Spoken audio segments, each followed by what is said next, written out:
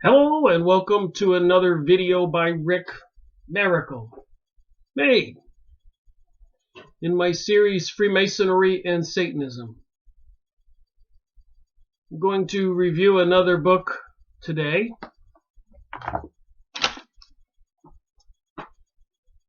Racial Zionism. The cover tells a little bit of a story. The Star of David, we'll be talking about that. And apparently DNA. Are the Zionist Jewish folks of a unique DNA? Is there anything wrong with that DNA? Christopher Jon Bjerknes, if I'm saying his name right, published this book. It's a collection of essays, speeches, lectures, or even letters, a collection of letters by well-known, popular Zionist Jewish men. What do they have to say about the world, Jews, Zionism, you, me, God, and a lot of this material is over 100 years ago. So it might behoove us to listen to these speakers, these letter writers, these people who were instrumental in bringing about the world situation today with the creation of the State of Israel in 1948, and apparently requiring World War I and World War II to accomplish that. And 9/11 was an accelerator. It allowed the people who control our world to do a whole lot more, a whole lot quicker, and a whole lot more disastrous for the world. My opinion, and many others. The table of contents, I'll hold this up if you want to pause your computer. If you write down these names, you probably can go on your internet and get these lectures or speeches or books or whatever they published in PDF form, or go buy the books about them, or buy this book.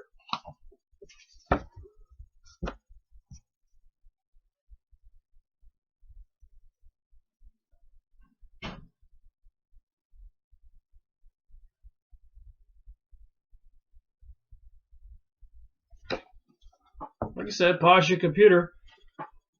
Mordecai Manuel Noah, Moses Hess, Leo Pinsker, Theodore Herschel.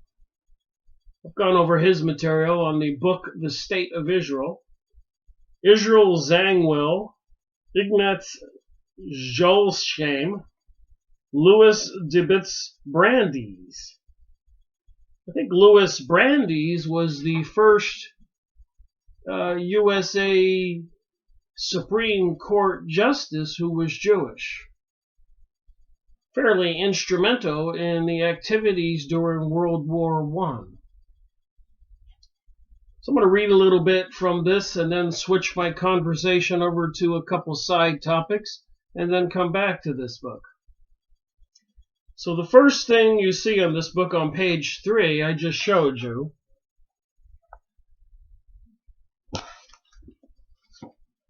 Apparently in New York City they were consecrating a building of a new synagogue, a Jewish temple, a place of Jewish worship.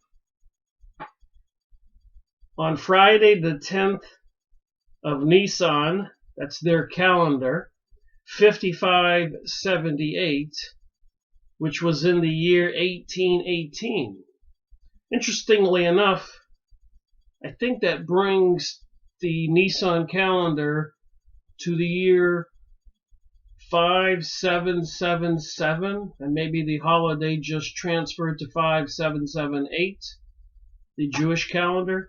You can just take 1818, subtract it from 2017, and add those years onto 5578, and you'll get the Jewish date today.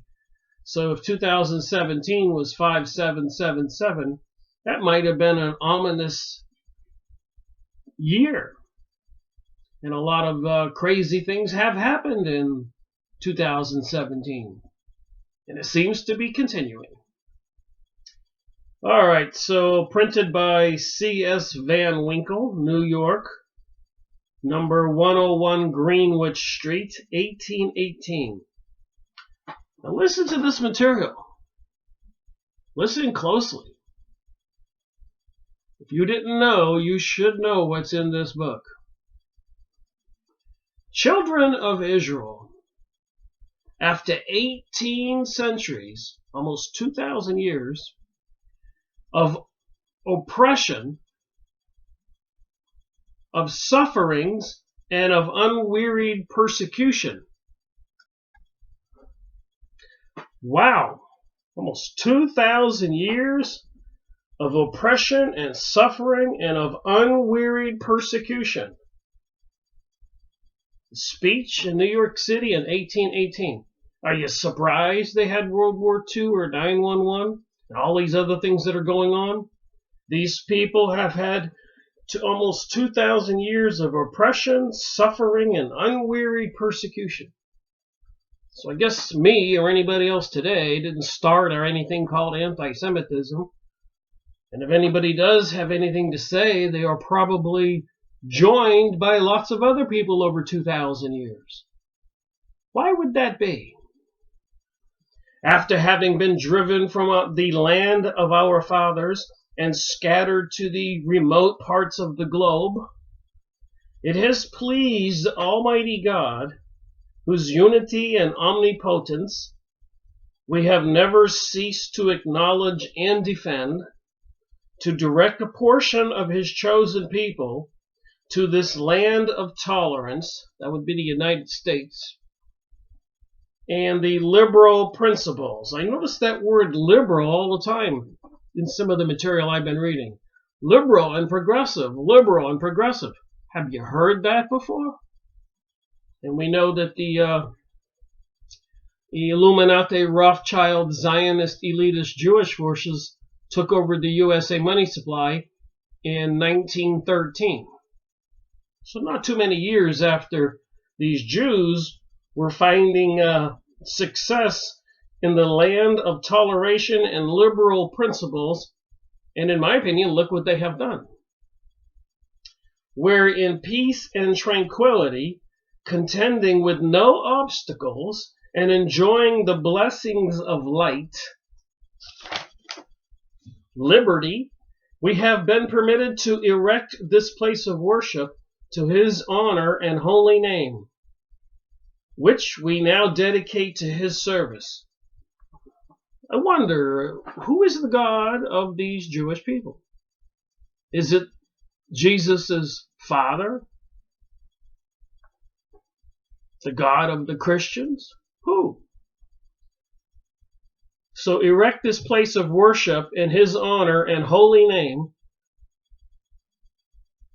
which we now dedicate to his service. So they're dedicating themselves to this God's service and invoke his protection.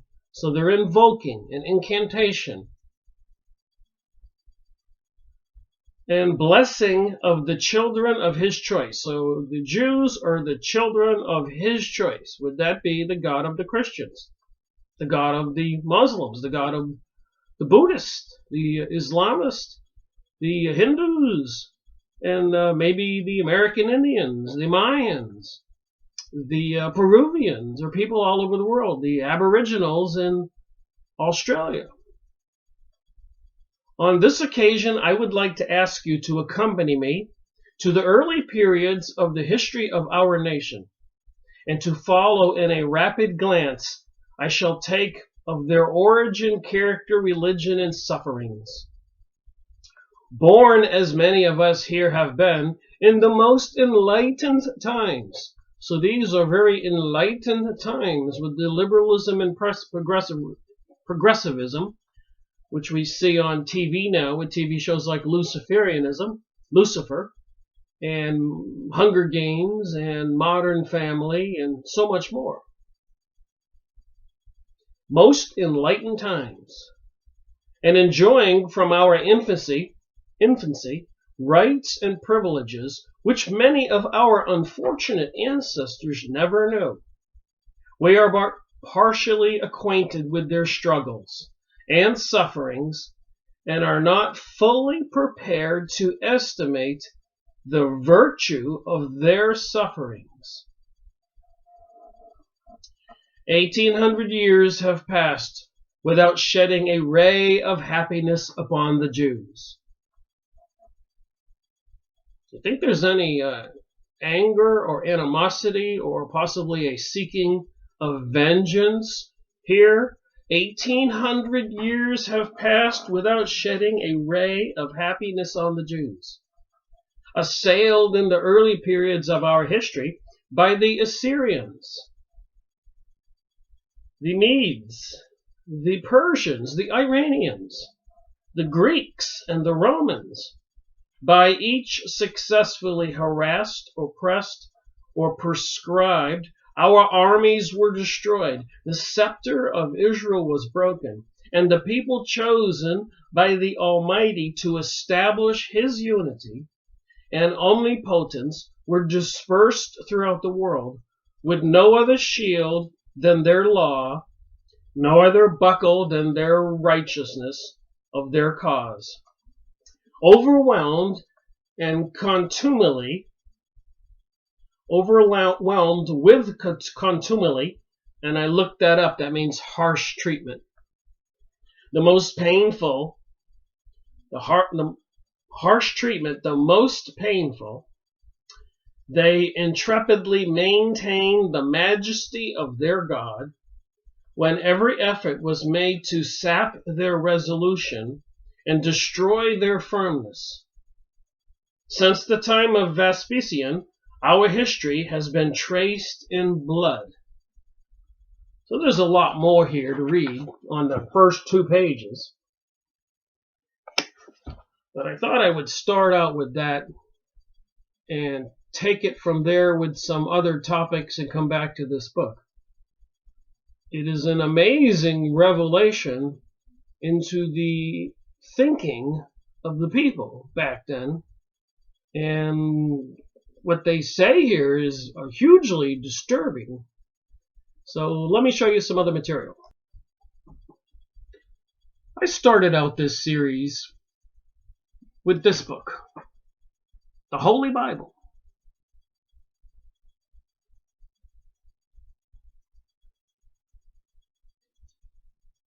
The Masonic edition. So in the Freemasonry lodges, they would have this Bible. And I've already made part 1. I need to readdress this book again. But in the beginning of this Bible is a lot of material about King Solomon's temple. And here's a picture that you need to take a long, hard look at. Pause your computer even, or go online and try to find a copy. You can find King Solomon's temple on Yahoo image site.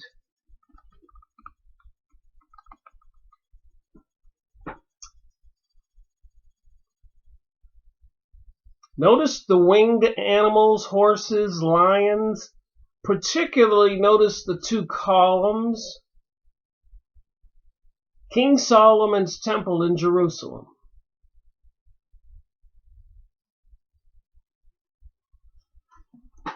Put that picture up here. Did you notice the 2 columns? The face is on the tops of the 2 columns. The Ark of the Covenant. The other symbols that look Egyptian, people with wings. Quite the picture, you think? The columns, the lions, the wings, all the things I've been talking about. This is series 01, Freemasonry and Satanism. I'm going to connect the 2 words, Freemasonry and Satanism, and clearly connect them with what's going on and what the Jewish people think, and not all Jewish people. Anyways, the Freemasons, I've gone over some New Age magazines published by the Freemasons. I just showed you the picture in the Holy Bible, the Masonic edition. Remember the two columns? Look at the eagles at the top with the double heads, and these lions with human faces but lions' paws and the triangle. Am I connecting the dot? Freemason magazine, King Solomon symbols in the Holy Bible.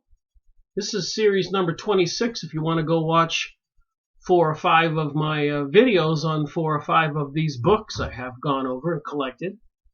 These two are 1962 and 1970. I think the other ones I have are 1934 and 1918. You can go see the videos. Series number 26. And to take it a little bit further, Freemasonry, apparently part of one of the organizations under the Illuminati and Zionist groups, which appear to control the Vatican also, and of course a lot of the intelligence agencies all over the world right now, and are working in cahoots with the corporations so they can take away answerability from our politicians. Most of the politicians are just puppets or even involved in these satanic rituals and organizations. Most of the people who get elected come from the Masonry organizations, whether it's George Bush and the Skull and Bones, High-Level Freemasons, Council of Foreign Relations, Heritage Foundation, Rosie Crucian, Knights of Malta, Knights of Columbus, Club of Rome, Bilderberger Group, Bohemian Grove in California, and so many more. You can go see these books. This was series 92. And then, of course, some other books I've gone over, connecting the dots here. The Work of All Ages, series number 68 of my books, the reviews I've done. The Ongoing Plot to Rule the World from Biblical Times to the Present. I'm connecting all this stuff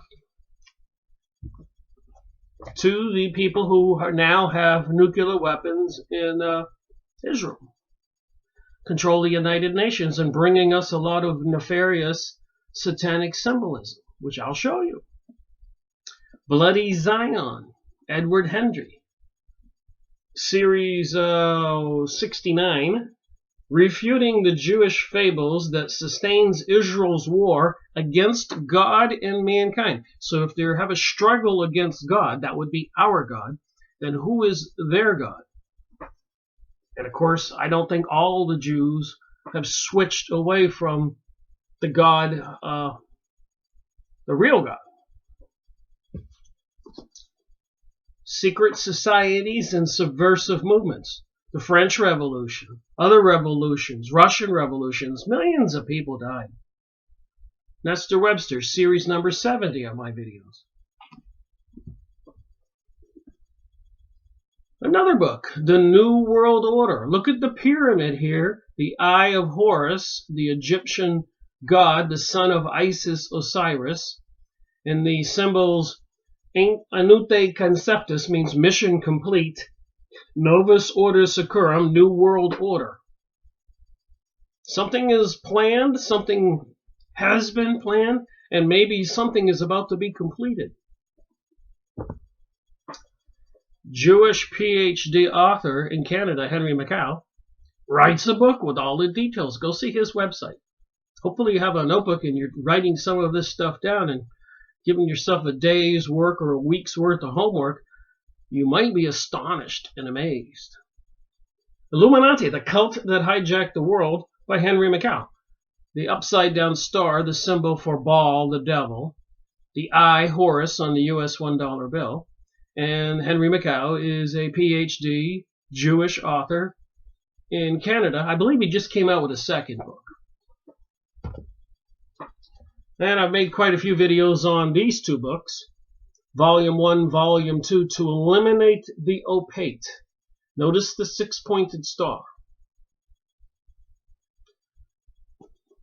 And of course in Washington, D.C., on the White House lawn, Did they do away with the Christmas tree, and are they bringing us the menorah, the 7-sticked candle holder? What does that mean? Look at the symbols on the 6-pointed star. The Nazi symbol, the all-seeing eye, the pyramid, the devil with wings, the 5-pointed star, the Russian sickle and hammer, and the 666 symbol for the Jewish people.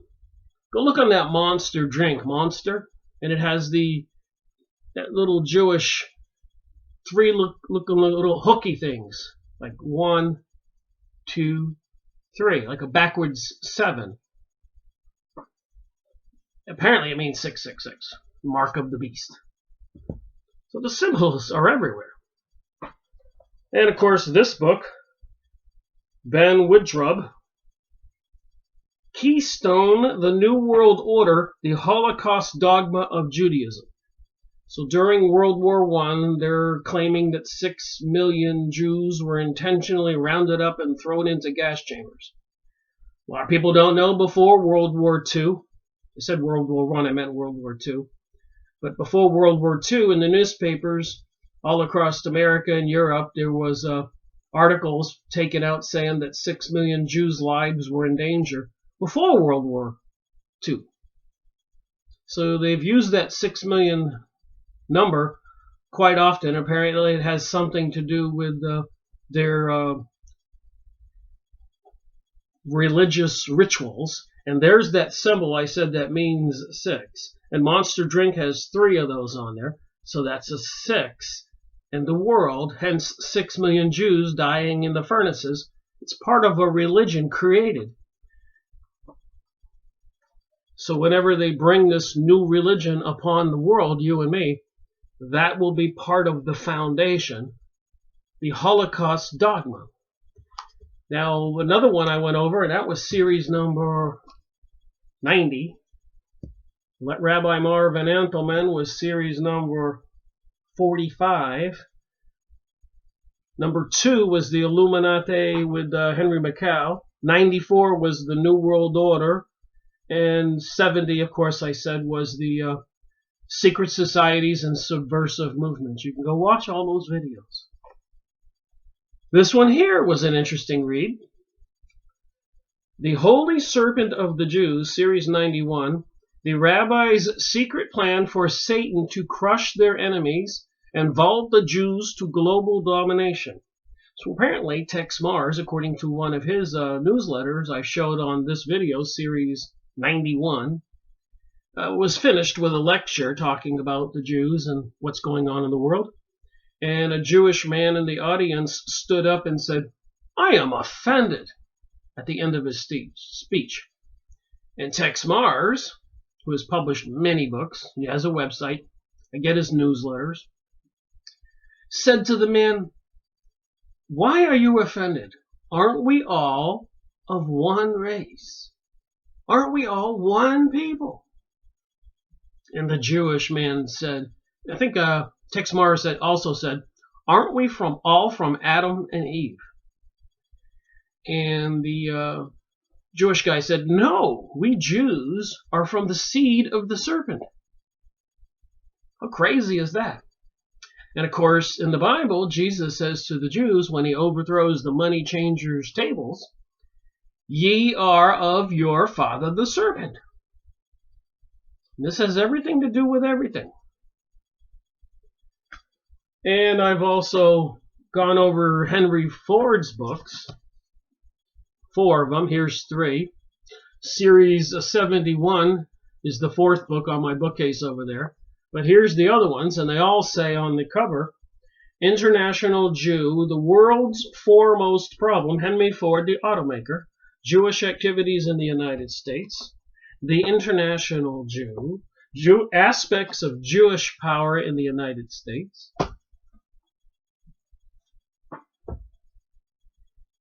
and then Series 150, I did a video on the book, The Cause of World Unrest. I need to go ahead and read some more and do this. But this was published in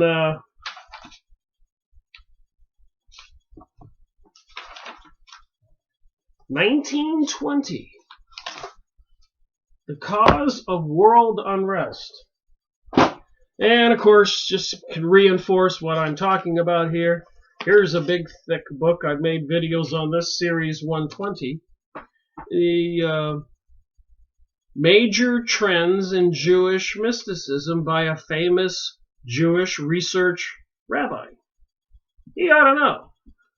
And I've gone through great lengths to try to show the information about Jewish mysticism, which you can also call Jewish Kabbalah, and maybe call it sorcery and witchcraft.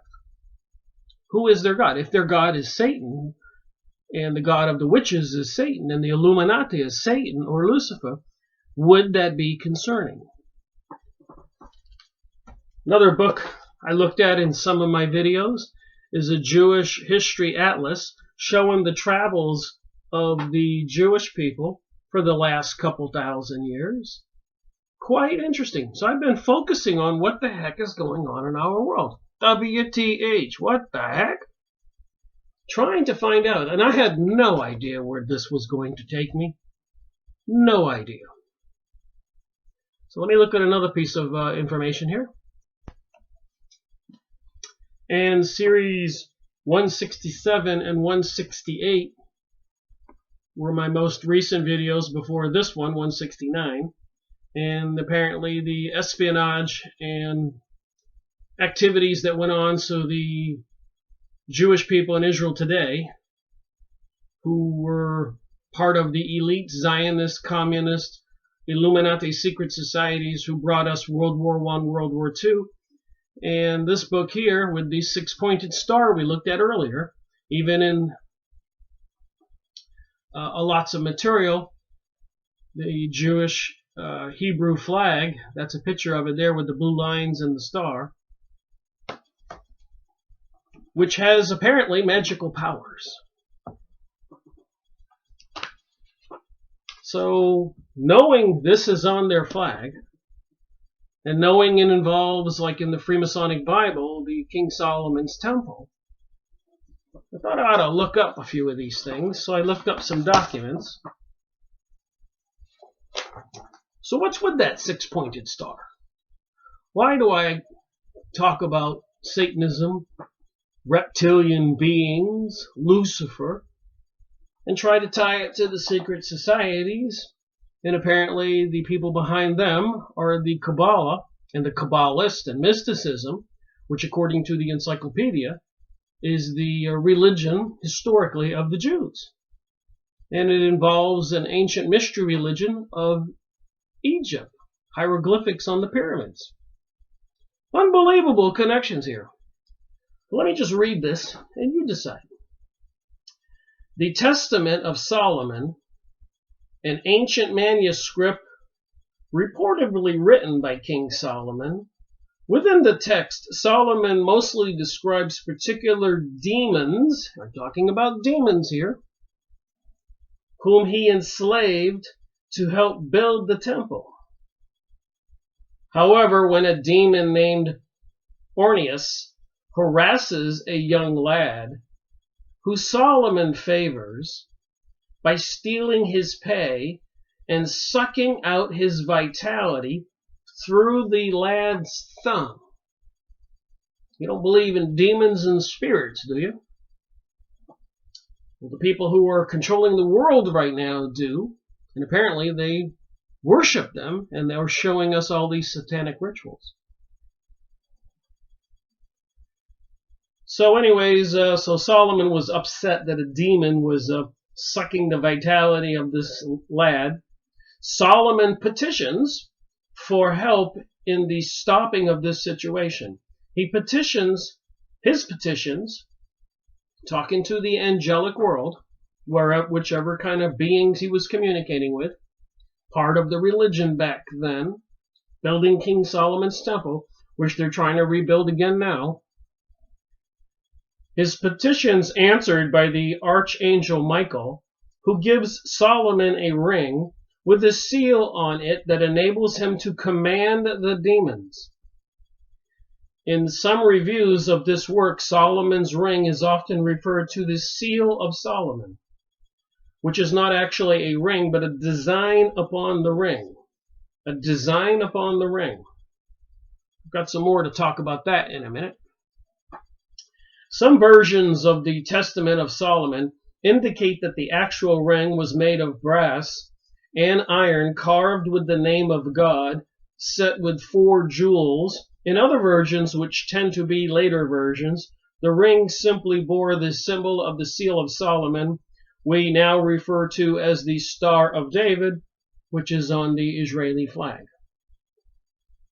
The idea that something as insignificant as a ring can be a powerful magical charm has been used since the time of the ancient magicians. Solomon, Egyptians believed in the power of magical rings to heal and bring good fortune. So I suppose you could bring bad fortune, misfortune to others. And Europeans, as early as 800 AD, made use of them by bestowing social privileges. The construction and use of the magical ring is no more difficult than the making of a specific talisman or amulet. So a lot of these people from these secret societies, witchcraft organizations, have these talisman or amulets, things they wear on their ring on their finger or around their chest, or pendants. And apparently they have some magical powers, providing that you start with a blank, unadorned band or piece of metal, which you can have a design engraved. So it's all about symbols, geometry. Even the witches have a star inside a circle. They light the candles and they do some incantations to evoke some beings. And they do this at these rituals where they sacrifice human people. Once the ring is constructed, consecrated, and dedicated, it will hold its magical charged intention. So when you put an intention or a thought form on this talisman or ring, it'll stay with that magic object. The form of the ring consists of materials and inscriptions suitable for use as a link to the power which the ring confers, incorporating with the specific celestial and magical correspondences. Thus it then remains for the magician the ability to invoke the desired forces. It appears then magical rings are therefore worth a large amount of effort used in their construction. The ring, once constructed, can then perform things all by itself. Wow, so if you put this intention on the ring, it becomes imbued with some kind of thought form entity and can perform things by itself, or empower the holder to be able to perform specific effects. Therefore, rings may empower a magician, a celestial power, or even by God himself. So what is the entity behind these magical objects, rings or amulets or talisman? The Seal of Solomon is known in some texts as the Ring of Anadilib. Its power is therefore highly sought and reproduced by many magicians of the past have tried to attain its power in one form or another. Therefore, the use of magical rings is quite common within the traditions of Judaism, Christianity, and to Islam. One of the most influential texts used by many magicians in the past has been the Black Pullet. Influential books, text, used by magicians, the Black Pullet, a glamour that purports to teach the production of magical talisman and rings. So apparently there are books out there that you can learn how to make these magic rings and talismans and amulets. And it gets a lot worse than that in a minute. The glamour details the design of 20 rings or talisman. And you can go on Yahoo, image site and type in talisman or magic ambulance or King Solomon's ring, and you'll see the design of many of these.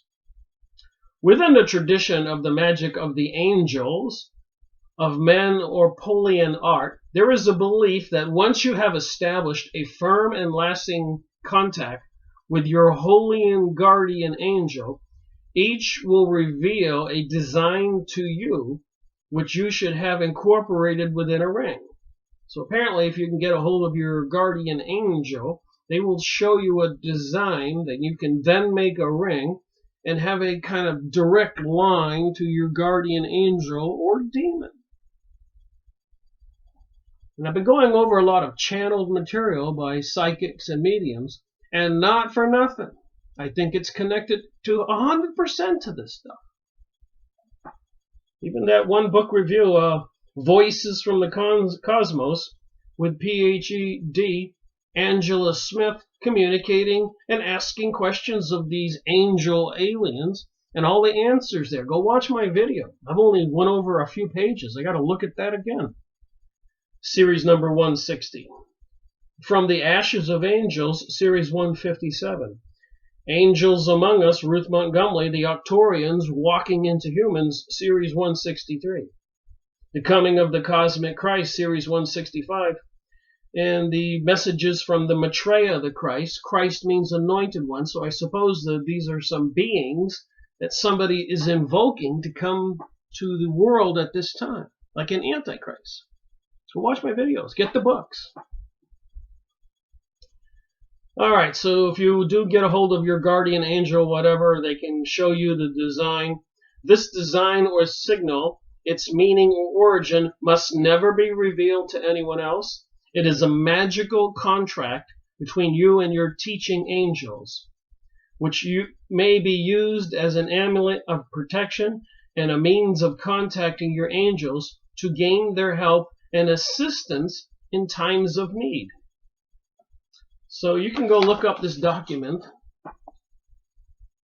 There's a little bit on the bottom there.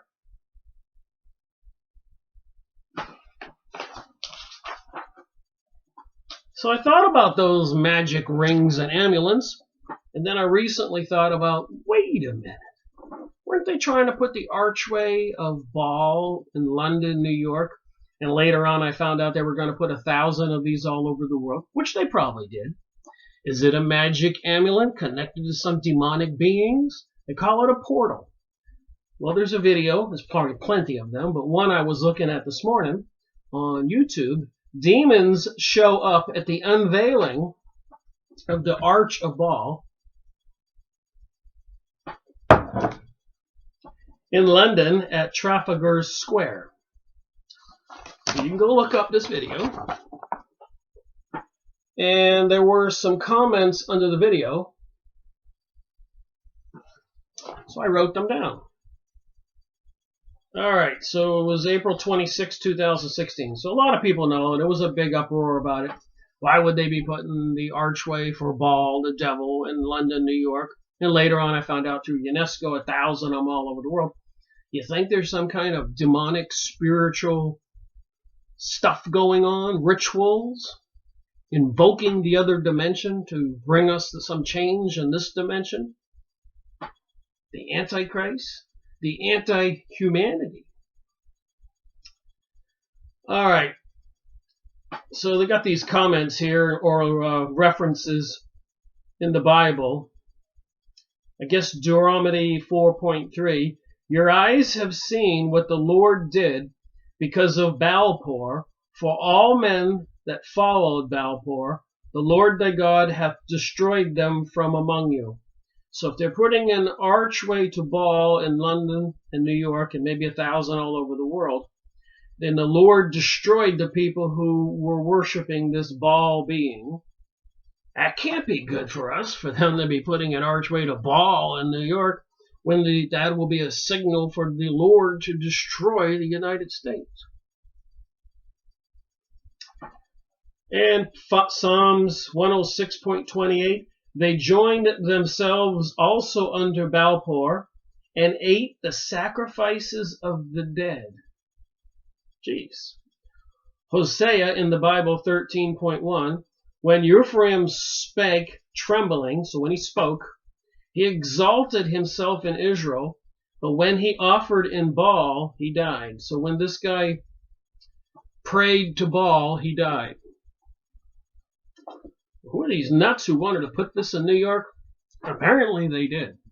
And let's not forget the Emmys, Grammys, Super Bowl halftime shows, opening tunnel in Switzerland, and so many other satanic symbolism rituals, even with horns and Madonna, Beyonce, Lady Gaga, the lyrics to Bieber, Miley Cyrus, and so much more, Katy Perry. These people are invoking magic off the charts right now. So some people made some comments here. The arch is a demonic portal. That would be Melissa a year ago. The arch is demonic. I wouldn't go anywhere near it. If God doesn't like it, I don't either. This guy says, Jesus Christ saves. He loves us all. He is Lord and King. And remember, the Hebrews 2,000 years ago rejected the Messiah, Jesus, and had him crucified. It was in the days of Noah that the sons of man shall arrive in power and great glory. So apparently some beings are coming, and I'm thinking about Nibiru, Planet X, the destroyer, the Anunnaki. I suspect all that propaganda is connected to all this. I prayed against the demon to leave my friend's house once. So this one person felt that his friend was possessed by a demon. And guess what happened? The demon left. And it looked like a bat or a shadow of a bird when it manifested itself. So I've seen stuff in movies that when they do cast out a spirit, this shadowy entity leaves the person. Another commenter says, not quite sure about this, but I need everyone to know and share the 24/7 live cam at Tallover Square. So apparently they have a live cam where they were putting that archway to Baal up.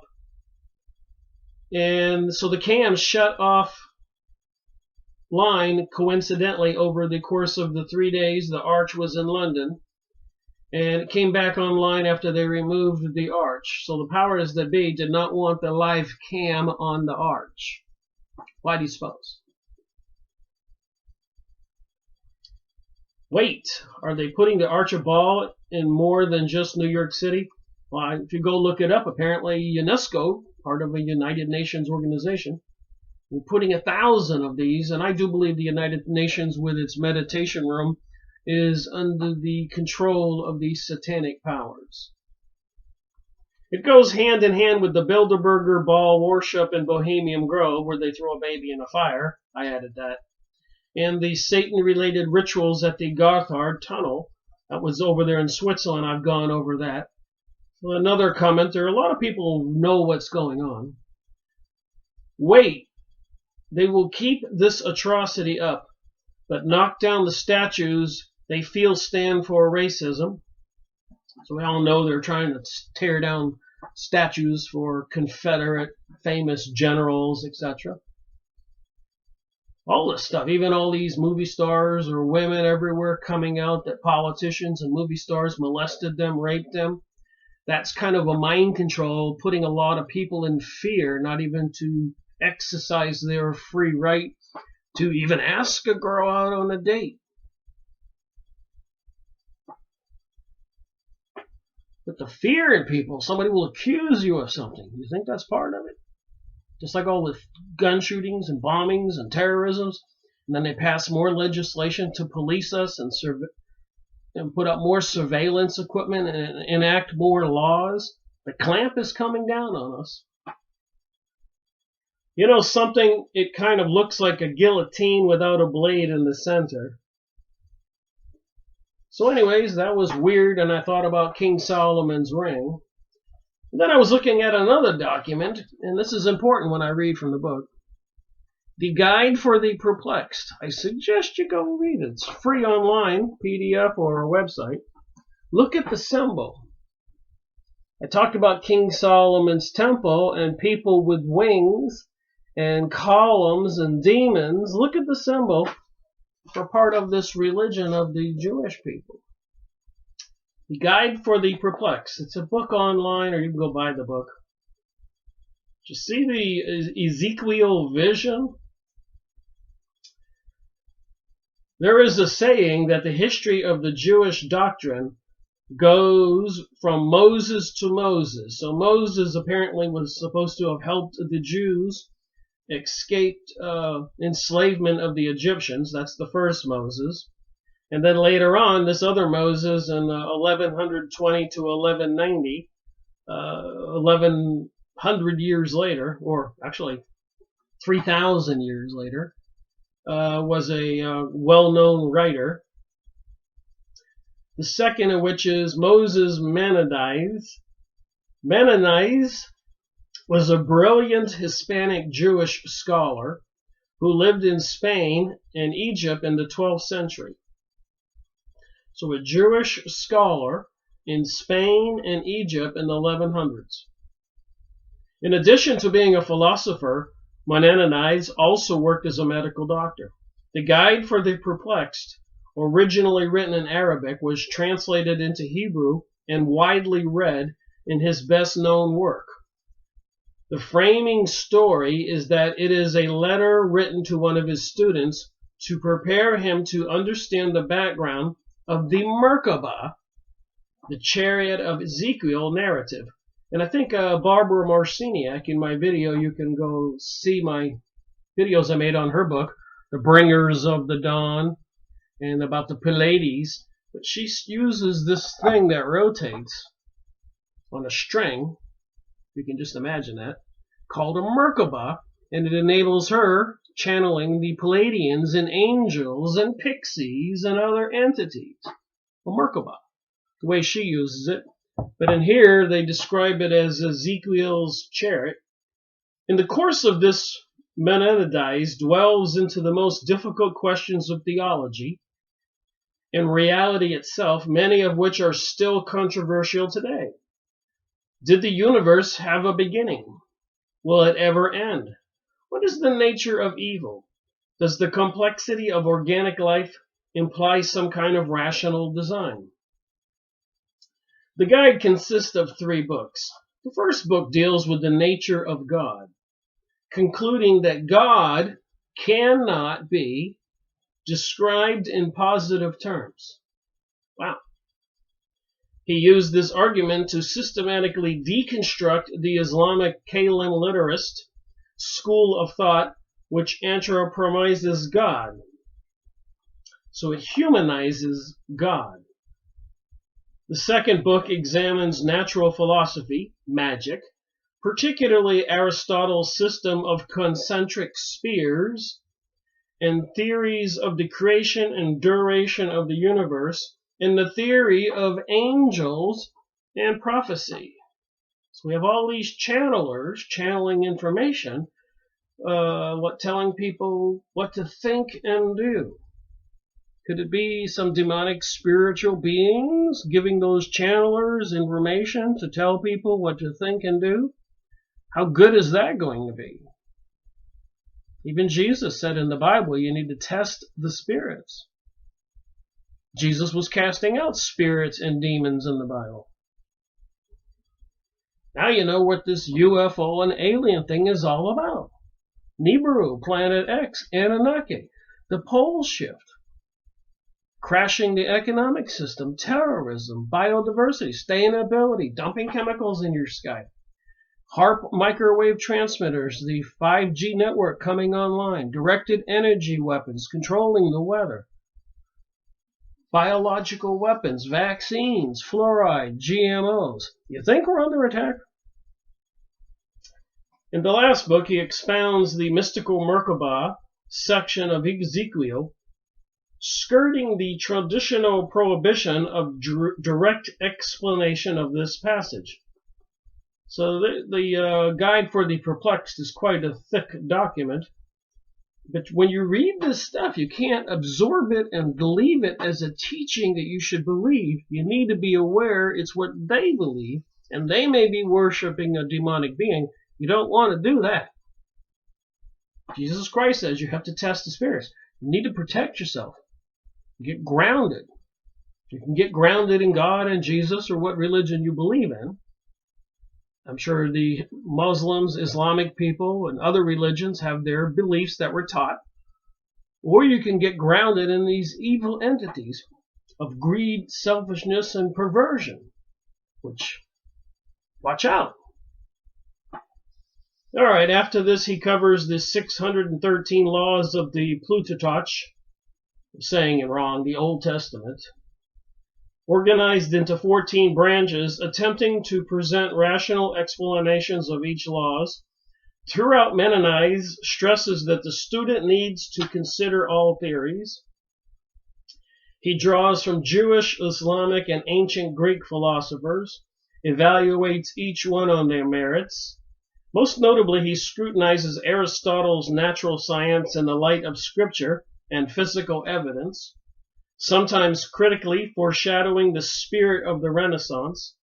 The seed of the scientific method is also present in his discussion of permitted cures, reflecting his medical background.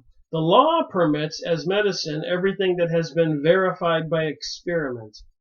Controversial when it was written, the guide continues to be a key reference point in the evolution of philosophy and will be a rewarding journey for the modern reader.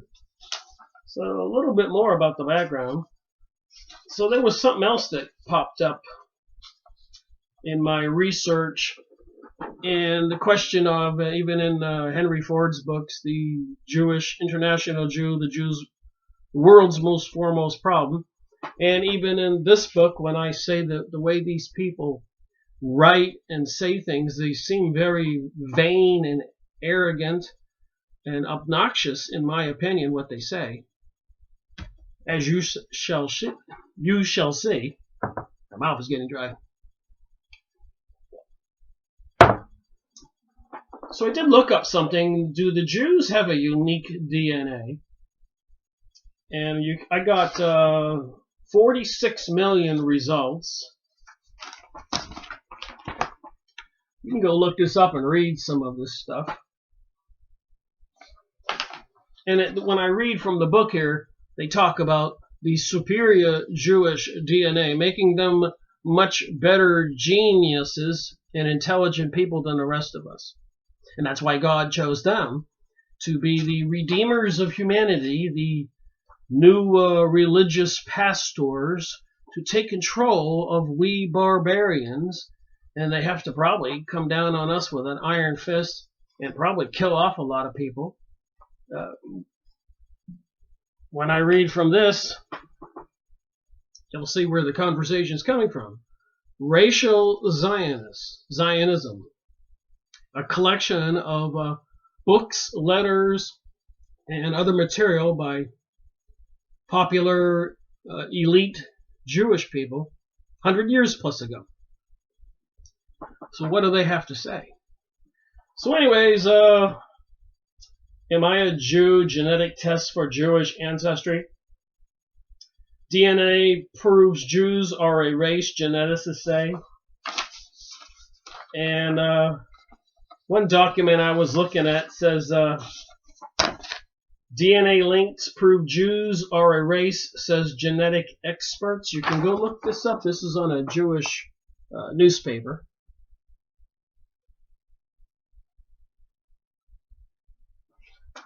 So according to these genetic experts, why would the Jewish people have problems with the rest of us for 2,000 plus years? And 2,000 years before that, almost 4,000 years, as it says in this book, which I'm going to read from eventually.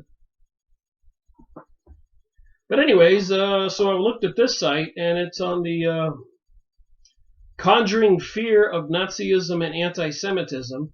Jews recoil from the thought that Judaism might be a race.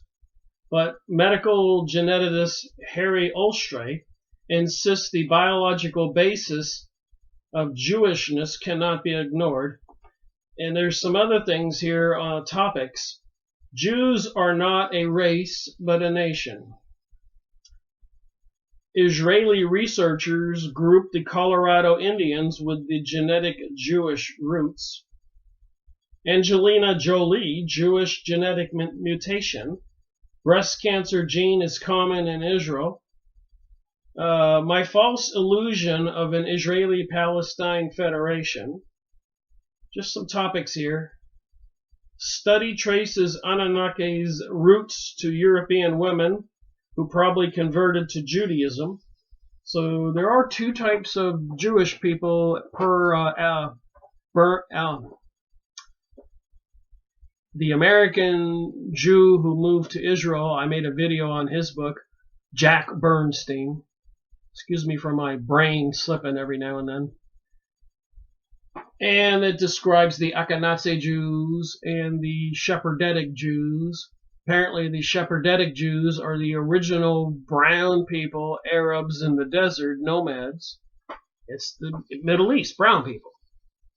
And the Ashkenazis are from the north, the land of Khazar. I made a video on a book about the Khazars. I've talked a lot about it. But they were a huge white northern people between the Middle East, the Muslims, Arabs, and Rome, and the Christians. And the Christians couldn't conquer them, and the Arabs couldn't conquer them. They were a ruthless, barbaric people, up there even by the Genghis Khan in northern China and that Mongolia, where there were barbaric people. And even Genghis Khan emerged to become a leader who ravaged the entire Orient, China, India, Middle East, and into Europe, and saying God had sent him to punish the human race, and he savagely slaughtered so many people.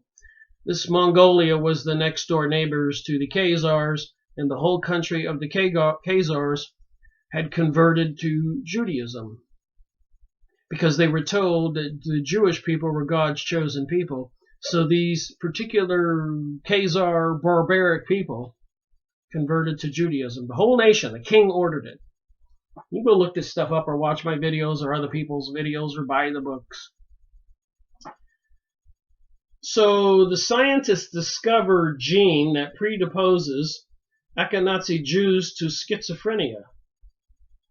I've read about this before, but apparently these Khazars had some kind of schizophrenia that makes them act a little bit dangerous and freaking out.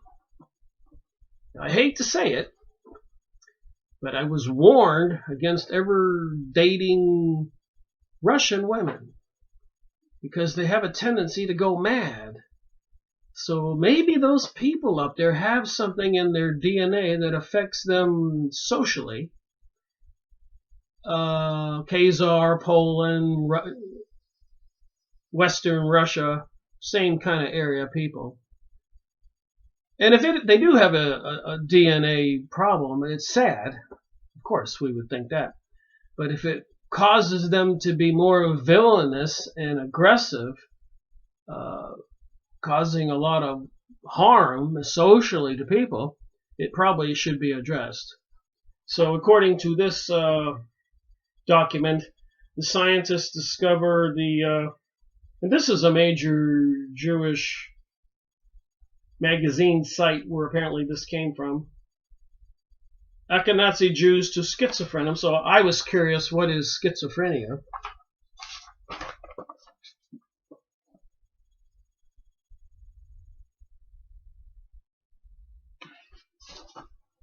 Call me crazy. I just want to know things. What's with this, The Guide to Perplexed, and the Archibald in London, and King Solomon's Magic Ring, and these other books I'm going over?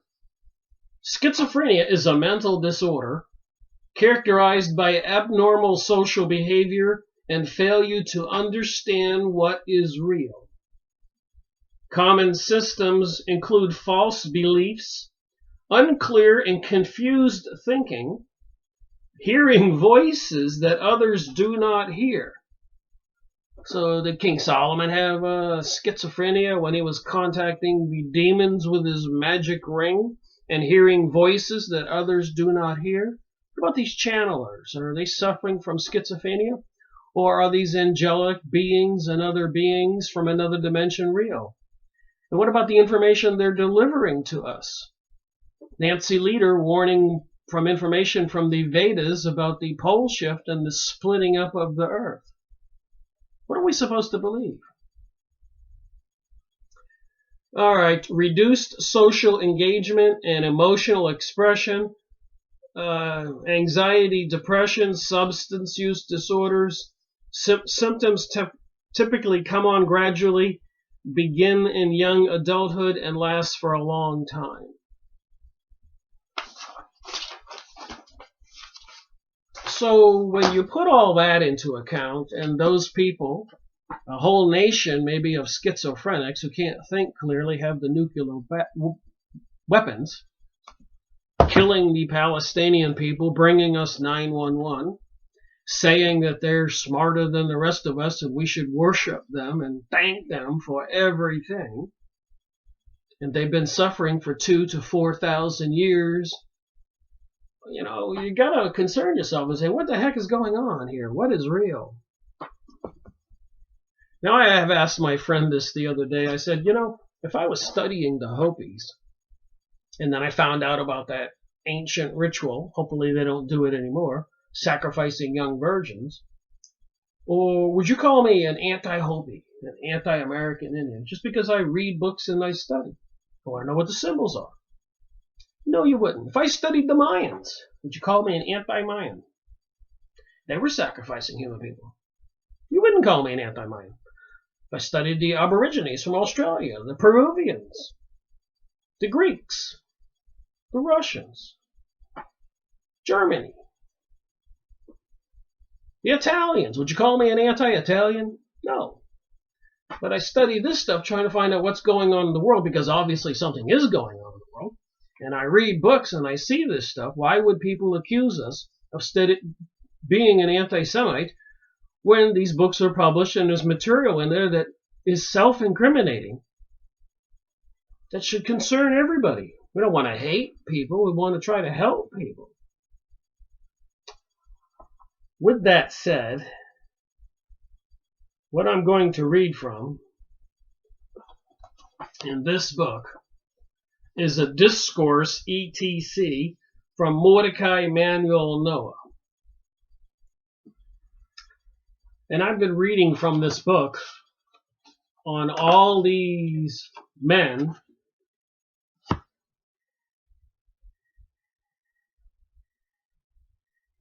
so I do have an opinion. I'll show you. Page 61, discourse.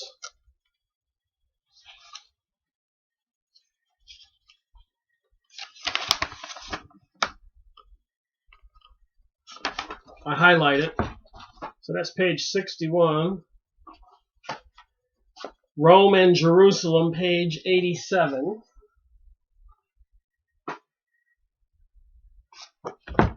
Spent a few days. I've had this book for a while, and I've been reading it for a while. The 6-letter manual, Moses Hess. So I was trying to decide what I would write about. Page 147, the 8th letter, Moses Hess. Page, Zionist Publications, Auto-Emancipation. Leo Pinsker, 241.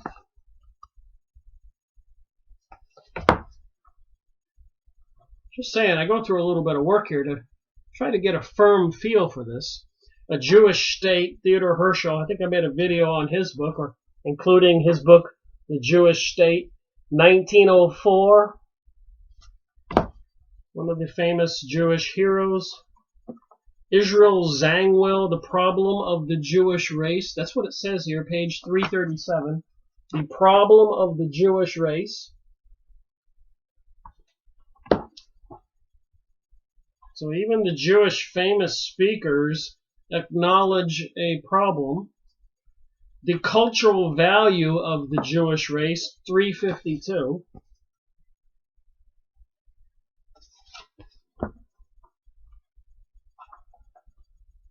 Significance of mixed marriage for the Jews.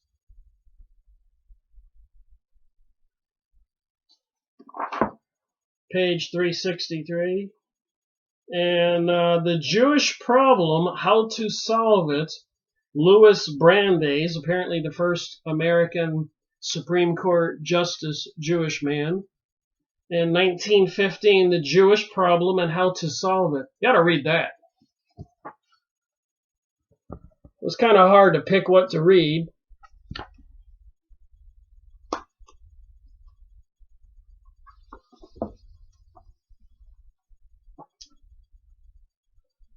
So I'm going to go ahead and go with my decision and read from page 61 for the second half of this video. And with all that other stuff I went over, it should give you a foundation so you can form an opinion. And of course, this is 169 in my series.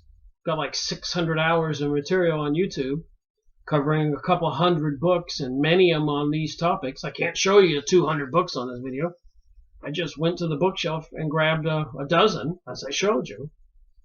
I could have grabbed 50, 75, 125 that I've gone over.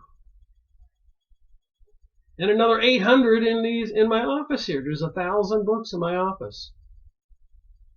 I started this research in 2005 when I found out that something was not right. And I wanted to dedicate my life to finding out WTH, what the heck?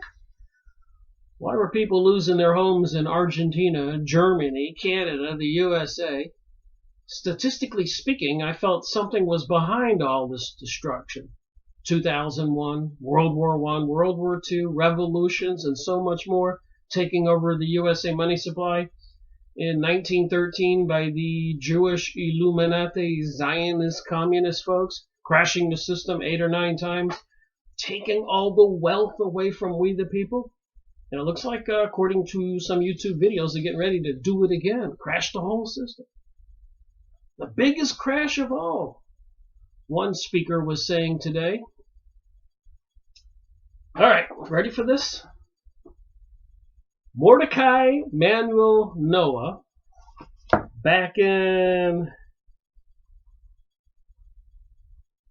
let's see when he said this, 1837? No, I don't think so. Well, he did write some stuff in 1837. So think about how far back this goes and think about what this man says. 1837. These people have been feverishly working towards a new age and a new world order to rule the world from Tel Aviv and Jerusalem. Now, you know why we had World War I, World War II. In 1880, Albert Pike wrote a letter to his friend Mazzini in Italy saying that 3 world wars would be required to bring about the new world order, new age. George Bush Sr. said, out of chaos and anarchy will come the new world order. Didn't take a rocket scientist to figure this stuff out. You don't have to be Sherlock Holmes.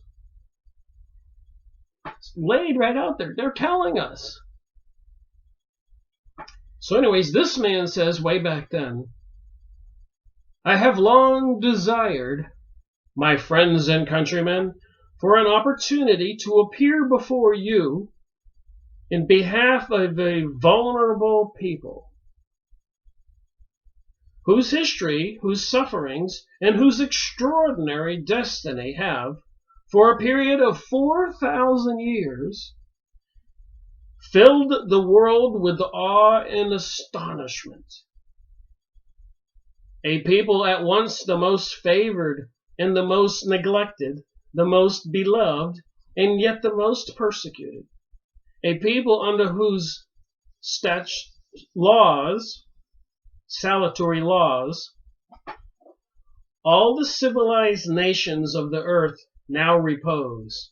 A people whose origin may date from the cradle of creation, and who are likely to be preserved in the last moment of recorded time. It's talking about the Jews.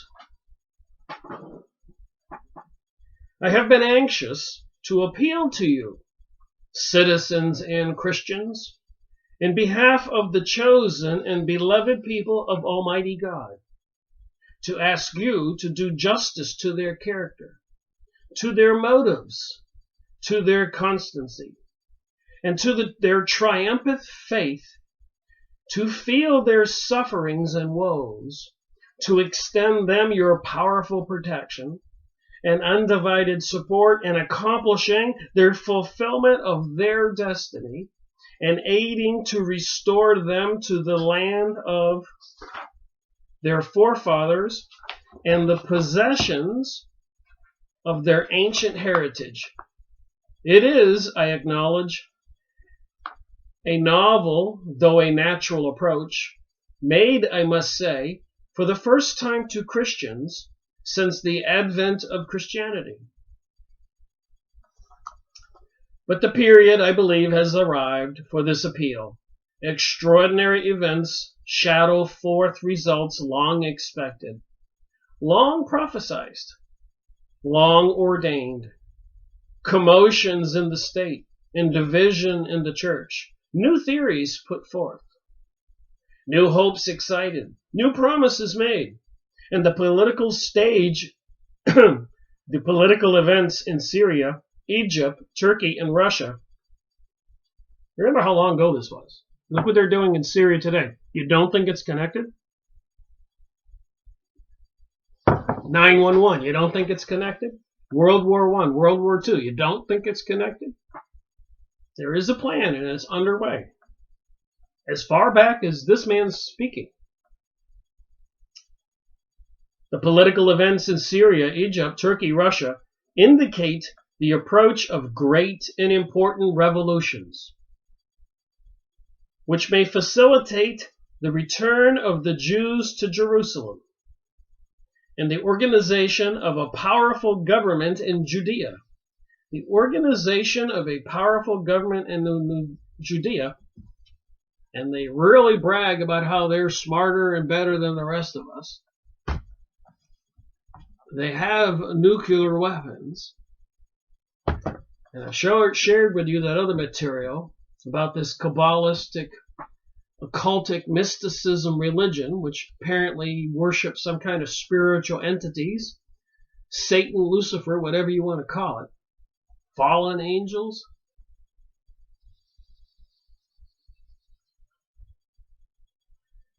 And lead to that millennium which we all look for, all hope for, and all pray for. So everybody's looking for this new paradigm. And I'm sure they've mind controlled a lot of people, and it's taken them a lot of time, taking over the USA money supply, and governments with World War I, World War II, 9/11, and so much more, assassinations of many other presidents and leaders and other people. John Perkins, even in that book I went over, the Confessions of an Economic Hitman, bankrupting countries all over the world. And now these days they're taking several billion out of the U.S. alone. Who knows how much out of Germany after World War II. And they plan on taking over the world, and they're God's chosen people. They've got to fix the whole world because we're all inferior, lower DNA. Not quite as intelligent. We should be thankful for them for all the wonderful things they've ever done. Without them, the world would not be where it is today. Actually, I think that's a correct statement. Without them, the world wouldn't be in the position it is today.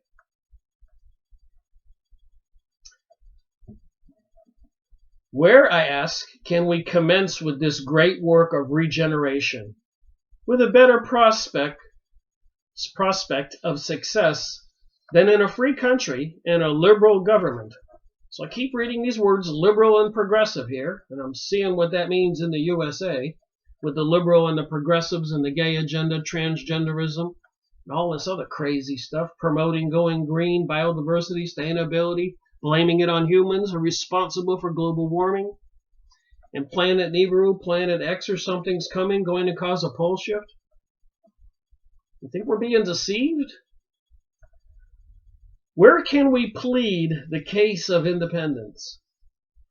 For the children of Israel, with greater confidence than in the cradle of American liberty.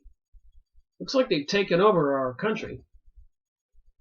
We're asked for toleration and kindness for the seed of Abraham if we find it not among the descendants of the pilgrims.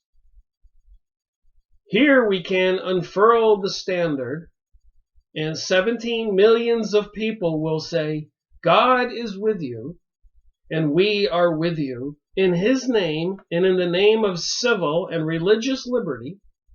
Go forth and repossess the land of your fathers. So they are repossessing the land of their fathers, Palestine.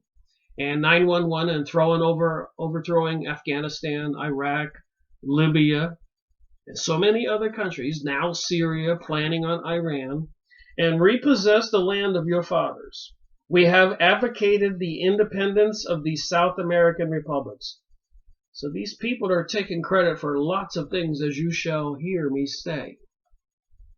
We have given a home to our red brethren beyond the Mississippi. So they're saying the American Indians have are one of the lost tribes of the Jewish Hebrews. We have combated for the independence of Greece. We have restored the Africa to his native land. Well, I don't think that Mr. Mordecai Emmanuel Noah would have said that if he'd have seen what they've done to northern Africa and all over the Middle East now. It's all been but destroyed, even the AIDS and other plagues, Ebola all over Africa. If these nations were entitled to our sympathies, how much more powerful and irrepressible are the claims of the beloved people before whom the Almighty walked like a cloud by day and a pillar by night of fire. So in the Bible, apparently, there was a cloud following the Hebrews with their exodus from Egypt. So a lot of people say it was some kind of spaceship with a camouflage cloud. And on the ground, they built tabernacles. They put up these poles with a tent wrapped around it. So these beings that got out of the craft could be inside the tabernacle. And a lot of people say they were reptilian beings and didn't want people to see their skin. Again, the seed of the serpent, as Jesus said in the Bible. And the reptilian creatures they talk about in the alien UFO stuff. And the Anunnaki are supposed to be reptilian aliens. Were the fallen angels turned into serpent beings?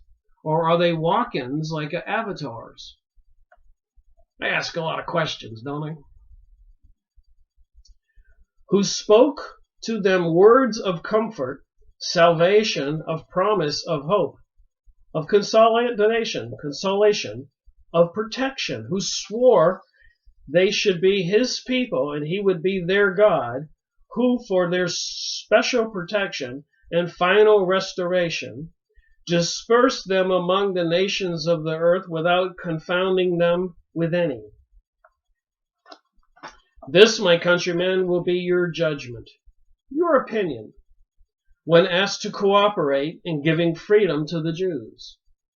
I am not required on this occasion to go over the history of the chosen people. And I've showed you a lot of books that I've gone over. And even that one Jewish guy, when Tex Mars did a lecture, and Tex Mars says, I don't know why you're offended. We're all from Adam and Eve. And that Jewish guy said, no, we are from the seed of the serpent. Do these people know it? Is there something different with their DNA? Could it be the cause of 4,000 years of suffering, as Mr. Mordecai says in this book? And all these other people I went over say the same thing. They call it the Jewish problem. It's been going on for hundreds and thousands of years. There's nothing special about the problem. But today I think more people are unaware of what is planned. Go read the Protocols of Zion or so many other books. Watch some YouTube videos. It's hard to believe. I don't want to believe it. You don't want to believe it. We want the world just to be normal. But there are forces that are not going to allow it to remain normal. Directed energy weapons, dumping chemicals in the sky, toxins in our foods, water, vaccines, electromagnetic pollution, intentional radiating us with microwaves, we're in deep trouble. But we are spiritual beings, and we can pray and talk to God. And God listens.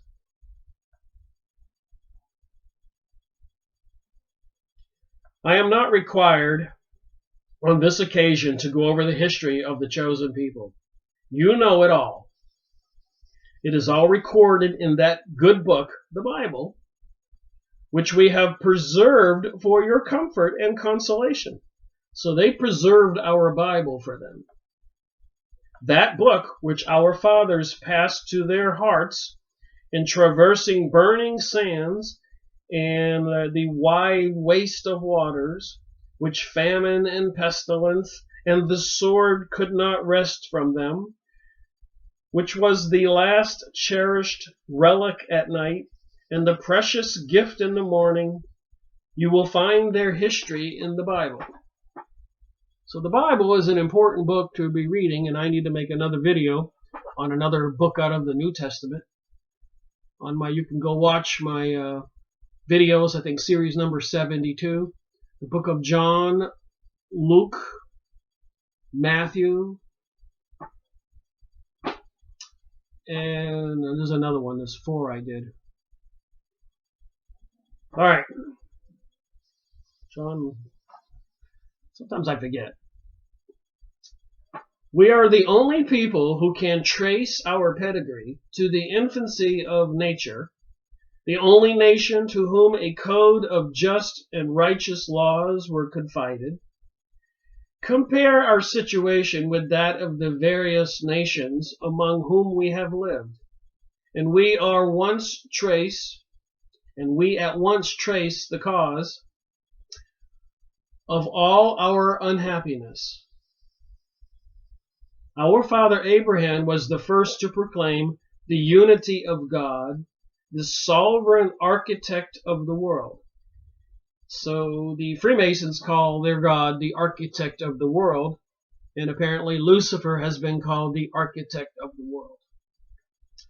Ruler of heaven and earth, Joseph, fourth descendant of Abraham, carried the same doctrines and religion with him among the Egyptians. Well, he seems to not say in this book here that Joseph was sold by his other brothers and was supposed to be going as a slave, but because he was intelligent, he wound up becoming a very popular person in Egypt. He could interpret dreams. But the bottom line is he was sold by his brothers, but this book doesn't point that out. So apparently this Joseph carried the same doctrines and religion with him among the Egyptians, honored by the Pharaoh, who hated by the people. So the people, the Egyptians, apparently hated Joseph, who revenged themselves by violence and persecutions on his posterity. Moses, our great lawgiver, delivered them from the yoke of their oppressors and conveyed them to the frontier of the promised land.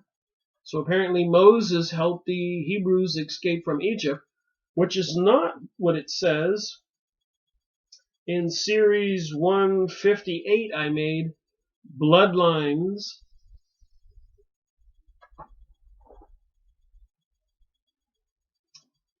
But here it says Moses led them to the promised land, and it gets a little bit ugly here. Joshua commanding the armies of Israel, so here they left Israel and left Egypt and were told by these people in the clouds that they could have the land of Canaan. So they entered the land of Canaan, planted his standard there, so they planted their flag there. And the world beheld for the first time a regular code of civil, political, and religious laws, which exist even to this day in their primitive form. Solomon, the third king of Israel, by his wisdom and glory, advanced the people and country to the highest degree of splendor in arts, in arms, and in science, in wealth, in commerce, the letters and created those jealousies among the neighboring nations, which led to wars, intestine commotions, and finally the loss of the holy city, which fell into the hands of the Romans. And from that period, Israel ceased to be a nation and became scattered over the face of the earth. Well, I read earlier to you the King Solomon's ring and his power and control over demons. So I suppose that's where they had this splendor in arts and arms and science and wealth and commerce, and it created jealousies among the neighboring nations that led to wars. Got to know the whole story here. It gets more interesting. According to Mordecai Emanuel Noah, the deep-rooted hatred of the ancient nations of the Israelites is therefore traceable to one great cause. Egypt, the worshippers of an ox or a crocodile, could not love a people who acknowledged only the true God. So this Mordecai Noah knows what I'm talking about, but he doesn't talk about the dark side of these people. The Greeks who murdered Socrates because he taught the existence of that God equally detested the Jews who openly proclaimed his unity and omnipotence. The idolatrous Canaanites, the conquered land and defeated race, so the Jewish people, guided by Moses, eventually conquered and defeated the Canaanites, abhorred the Jews for their religious opinions. So 4,000 years ago, these Canaanites who were slaughtered by these Jewish people were abhorred for their religious opinions. Apparently, they were in communication with some kind of other beings. The pillars of cloud that traveled with the Hebrews to the land of Canaan, and these people in these clouds, they call God, gave them the land of Canaanites and told them to go into the land of Canaanites and destroy all the people. The Romans who believed in oracles, soothsayers, and auguries, so that would be what people are listening today when they listen to channeled material and psychic communication with beings from the other side, remote viewing, vision in the future or the past. Nancy Leader communicating with the Vedas. I've gone over a lot of material. Lee Carroll communicating with Cryon on these channeled material. You can go watch my videos. Series 122, the raw material. And Cryon was series 123. Jane Roberts communicating with Seth is 125. Esther Hicks communicating with Abraham, 126. I've gone over the Edgar Cayce material and so much more. Aliens Among Us, Ruth Montgomery, 163. Voices from the Cosmos, 160. The Fall from the Ashes of Angels, 157. The Coming of the Cosmic Christ, 165 in my series. Messages from the Maitreya, the Christ, 166. And of course, the very first video I made was on the Masonic Bible with all the symbolism of King Solomon's temple. And we know that King Solomon had a powerful magic to control spiritual beings to get his power and wealth. That's a lot to say, you think? The Romans who believed in oracles, soothsayers, and auguries were always their fierce and irreconcilable enemies. So all we Christians today, derived from the Catholicism in Rome, you think there's some revenge coming, some world destruction coming? Can you see where it's coming from? This seething pursuit of vengeance on the people of the world for 4,000 and 2,000 years? There's a lot more here to read. We account, therefore, for the hatred of these nations attached to their idols. So again, like I said in this book, everybody else is wrong. And through deception and treason and bribery and espionage, they got nuclear weapons. These are facts. And the rest of us are being confronted with all the New Age material. We're being deceived. We're being set up for a fall. You got people like this. Baron James Rothschild. The rise of the French Rothschilds. Look at this guy. You think we have a problem? They control a money supply? Are they using directed energy weapons in California to do those destructive fires that don't seem to have any forest fires on fire? It's not forest fires, as they claim. It's just rows of houses. And even the aluminum wheels on cars were melted into pools of aluminum. And other things that should still be standing were all burnt and melted. And then the hurricanes in Texas and Florida, Puerto Rico, Costa Rica, etc. So these people in the know, are they demonstrating these weapons? So all these people, everybody in the world, were persecutors of the Jews. But how to account for the oppression we have met from our Christian brethren? So the author here, Mr. Mordecai Noah, in the early 1800s, asked the question, how do we account for the oppression we have met from our Christian brothers, having the same origin with us of our fellow sufferers under Nero, Vespasian, Titus, and others?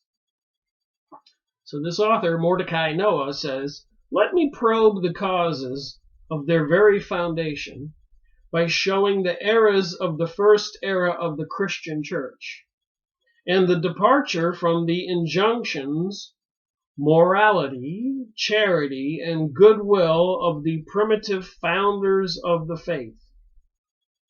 I approach that subject, my countrymen, I trust, in a becoming spirit of respect for the attachment and devotion of the Christian faith of those who now hear me. Born and educated among Christians, having through their confidence and liberality, held various stations of the public trust, I began to the consideration of this deeply absorbing subject of the most kind and apostolic feeling. So he's asking, why do we have such a difficult time with Christians? What did we do? Tinctured by no prejudice, governed by no ill will, controlled by no bigoted impulse, but with an enlarged and upright zeal and a desire to promote human happiness equally among all faiths, I will endeavor to explain for the first time in many centuries how the chosen people understand and interpret the advent of Christianity, its application to them as a nation, the influence it has had on their destiny, and their views of its obligations. Well, this ought to be good. He's going to explain what happened back then, why they crucified Jesus, rejected the Messiah they prayed for, who preached love, and for everybody to get along. The kind of God I could believe in would love all of humanity. But that wasn't what they were looking for. And Mr. Mordecai is going to explain that for us. All right, here we go. Page 64. We have the authority of early writers, of eminent Christian divines, of illustrious scholars and historians, for the declaration so often preached, until it is generally believed that all of the calamities of the Jews, their persecutions and sufferings, their degradation as a nation, their outcast and despised condition in many countries, even to this day, are the result of the agency of our fathers had in encompassing,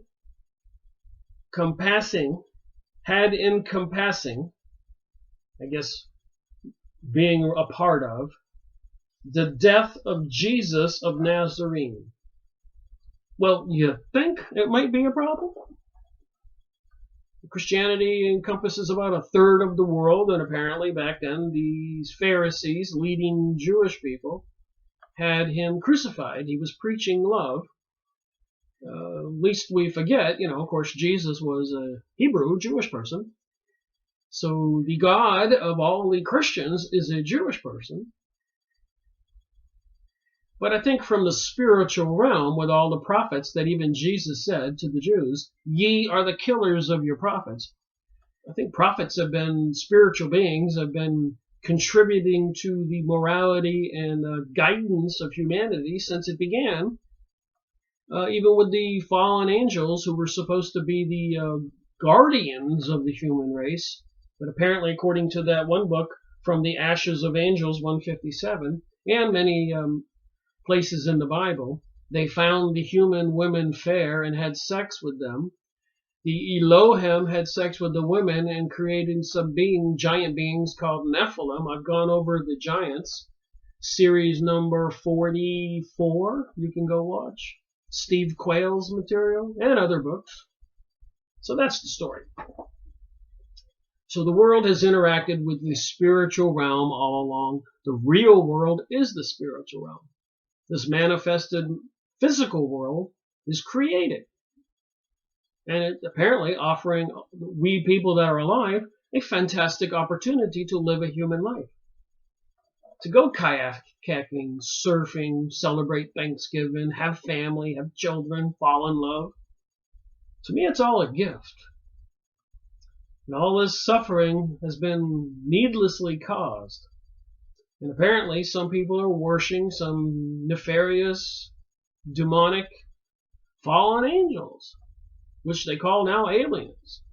And a lot of them are channeling through channelers, trying to give people suggestions on how to behave and what to do. I have to ask, is the information good or bad? All right.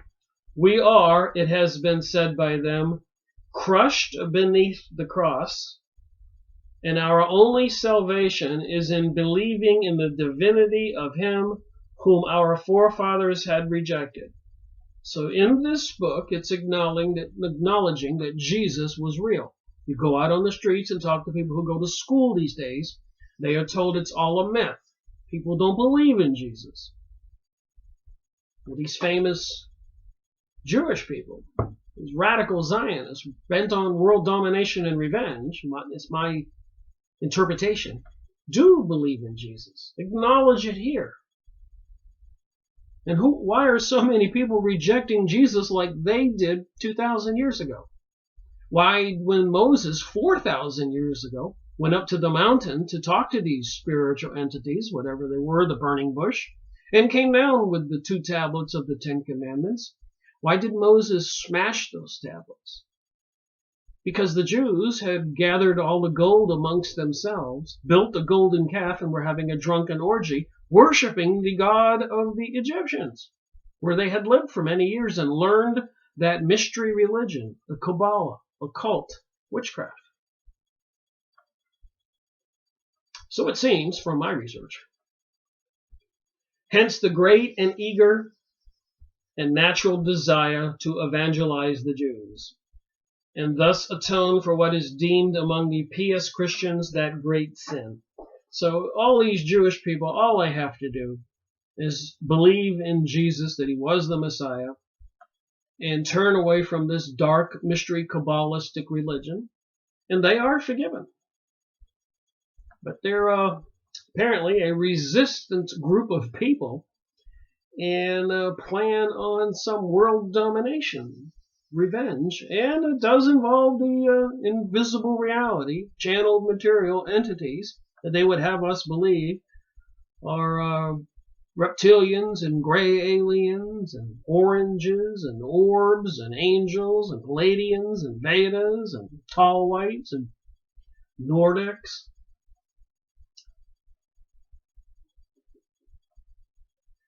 The sins of the chosen people, principally idolatry, for which they were denounced by the prophets and punished by the Almighty, occurred before the Babylonian captivity.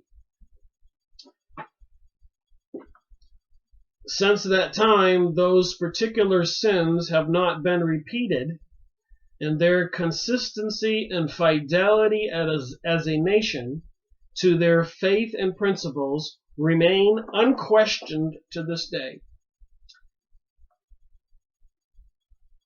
Apparently, though, there's more to that story. They lost their inheritance, that kingdom in the Palestine, land of Canaan, because of worshiping idols or other gods. Apparently, even King Solomon or David was in a romantic relationship with Queen of Sheba, and she brought her idol worship.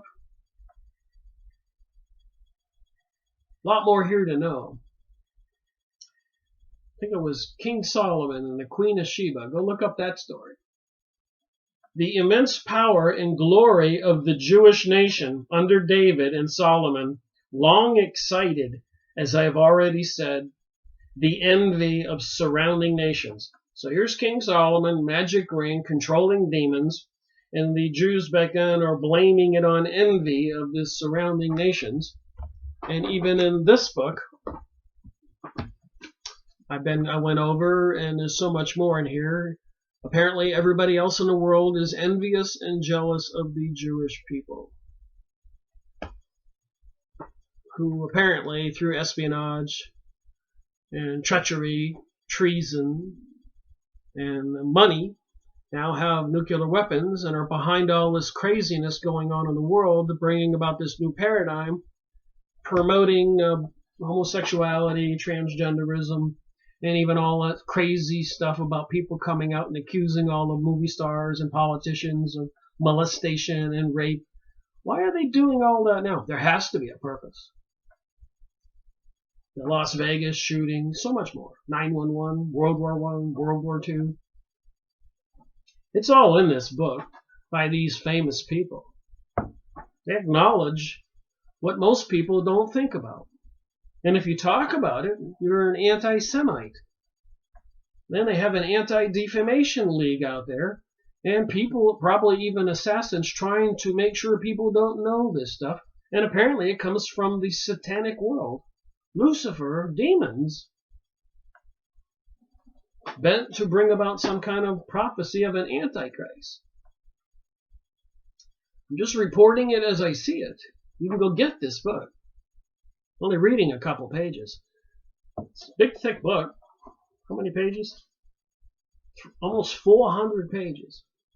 A collection of all these famous people, Jewish, who gave these speeches, and they pretty much tell what's going on. You have to realize that they're sugarcoating it and making the Jews look like the good people, persecuted by the whole world forever.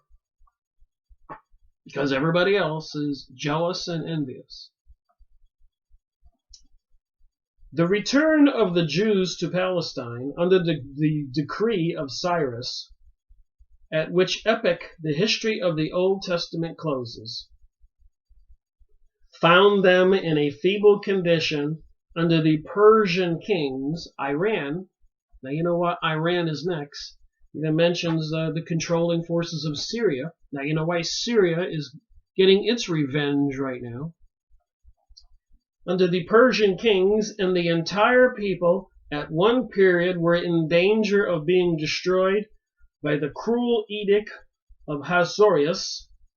This would be of Persia, Iran, and their unsettled position, together with the decay of their influence, gave rise to several divisions and sects, which greatly impaired their harmony and unity as a nation.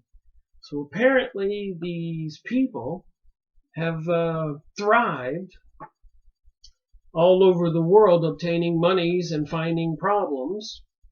But they have sought to have their influence and kingdom and control be a controlling force of the world again. The Persian Empire was at length subdued by Alexander the Great, 208 years after its conquest by Cyrus. The Jews attached themselves with their usual fidelity. Again, the Jews have usual fidelity to Darius and Alexander, exasperated at their decision in favor of his rival, marched upon Jerusalem, but he was struck with the imposing character of their venerable faith,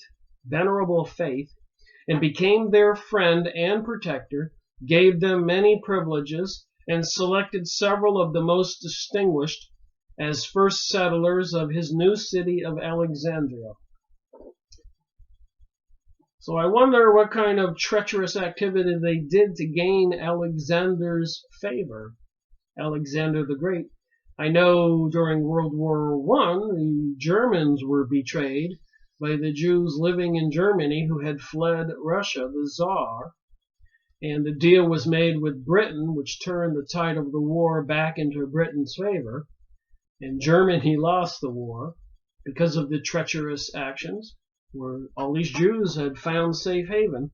But the Jews wanted Palestine, part of this religious philosophy, and a return to some kingdom and control of the world.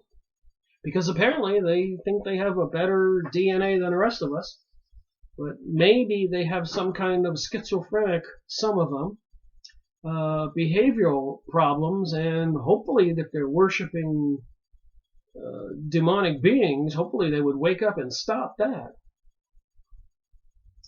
On the death of Alexander, the division of the empire among 4 of his generals, Judea became the theater of war and intestine commotion, division and troubles of all kinds, cruelty, carnage, oppression, until the Asmonean family, lamenting with deep anguish the wretched conditions of their country, and brethren resolved to strike a blow for liberty.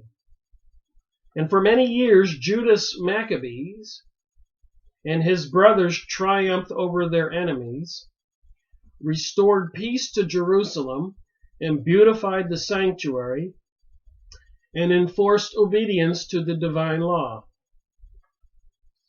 So they're trying to explain why they had their Messiah Jesus crucified, killed.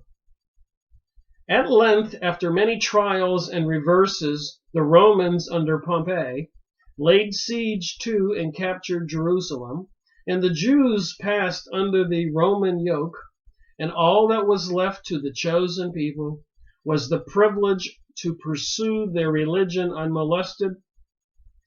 And after unparalleled sufferings, Herod, this was the king of Israel, the Idumene, ascended the throne of Judea, persecuted and oppressed the people, and rendered himself so odious that to retrieve something of his former standing, he rebuilt the temple with great splendor, King Solomon's temple, but as an acknowledgement of his tributary position, set up a golden eagle over the gates of the sanctuary.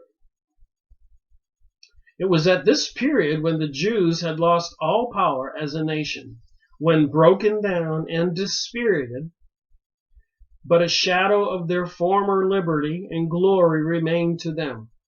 So apparently they've had their ups and downs for a couple thousand years. I don't dispute that. I wonder about that. Why? And when Moses came down the mountain, why were they worshiping a golden calf in a drunken orgy? Why in Rabbi Marvin Antelman's book, these drunken sexual orgies are part of satanic rituals involving beings from the other side? What is that?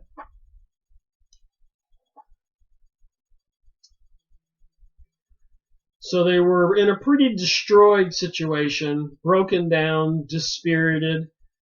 Just a shadow of their former liberty and glory remained to them. So this is why this Mordecai Noah is explaining why Jesus was rejected and killed. When it needed no prophetic warning to denote the final overthrow of the nation. So when it needed no prophetic warning to denote the final overthrow of the nation, that Jesus of Nazareth was born. So Jesus of Nazareth was born at that time when these people were broken down. They had expected someone at that period, they were praying for a Messiah, who was destined to act as their Messiah and temporal deliverer, someone who could break the Roman yoke and change the aspect of human affairs. They signed for liberty and vengeance. I didn't use the word vengeance. So these Hebrews, these Jews back then, wanted vengeance and prayed devoutly for a deliverer. So they're praying for vengeance to God, fervently. Come save us. Like they did in Egypt, according to the biblical story they show us with the Jews being escorted from Egypt in the movie and in the Bible. But was that really the case? Howard West says something different in that book review I went over, 158, on bloodlines, blood prints of the gods. Go watch it. So here they were, broken, and they were praying fervently for someone to come from God's world to destroy the Romans and all of their enemies. Jesus of Nazareth was not the one they expected. His mission of peace and spirit of reform held forth no temporal hope to the afflicted. So I keep saying, why would you reject a spiritual entity from God's world who is trying to tell everybody we need to love one another, and he even added it as a commandment? And they're trying to demonize Christians now and other people, destroying all the Arabs, Islamic people, Muslims in the Middle East, and planning on a world depopulation event. The same people we're reading about here who have already crashed and burned a couple times after Moses and after Jesus. Complain about in this book here of suffering for 4,000 years. He had no sword or helmet to indicate the warrior or conqueror. So Jesus wasn't running around with a helmet on and a sword. He unfurled no banner, sounded no trumpet, prophesied no victory over the pagans. They call us Goy or Goyim cattle. Read the protocols of Zion for what they have planned, or any one of my many other over 400 videos on YouTube. So the Jews gave themselves to despair. So the Messiah was there, but he wasn't, he didn't wear a helmet and a sword. He wasn't leading them to go destroy all their enemies. To comprehend and fully understand the particular situation in which the Jewish people were placed at that important crisis, we must endeavor, if possible, to place ourselves in their position. So you're feeling sorry for the Jewish people now? You understand why they killed Jesus from the other dimension, Son of God? Apparently that's what they're pleading here. Compassion, understanding, and assist them to take over the world and gain revenge. Read the Protocols of Zion, or many other books. The Cause of World Unrest. Go online and find it. A nation once powerful and rich, happy, prosperous, and independent, the conquerors of every neighboring power. So they were once the conquerors of every neighboring power. So the Jews back then were the conquerors, and apparently God was assisting them, their God, in conquering and killing everybody else. living in the midst of luxury, so this Mordecai Noah says here, and civilization, enjoying a happy, equitable code of laws, and wise kings, gallant warriors, and a pious priesthood, and great national prosperity, suddenly assailed by powerful pagan nations. So the rest of us are all pagans and horrible. These people were conquerors, killing everybody, taking over their neighbors. The powerful pagan nations, allured by the love of gold and tempted by the hope of plunder, contending year after year against fearful odds, their enemies strengthened by fresh levies, taxes, while their own resources were exhausted. Well, I'm thinking about them taking over the USA money supply, the Illuminati Jewish elite, and other members of the secret society who have betrayed humanity, and crushing our system 8 or 9 times in the last 100 years. Families who have saved money, own the farms, factories, and everything. So they're keeping we, the people in America, downtrodden. Chemicals and electromagnetic radiations are sapping our energies, making us weak and ill. Just saying. I'm reading this. While their own resources were exhausted, finding themselves at length gradually sinking, a weak, decayed, defeated power, the once glorious and favored people, abandoned by hope and almost deserted by providence, their temple, their pride and glory wrested from them, and the beams of the setting sun fallen on the brazen helmet of the Roman centurion, keeping guard near the holies of holies. In this distracted position, and at this period of unexampled calamity, Jesus of Nazareth found the Jews at the commencement of his ministry. So this Mordecai Noah is saying that's why they killed Jesus, and we have to understand under the circumstances which it was done. And he's pleading with all these people in this particular speech in America to contribute the power they have, influence, and money to restore this kingdom of Israel. And all I got to say is, God help us all if they succeed. There was one more thing I wanted to share. I was looking at one of my books.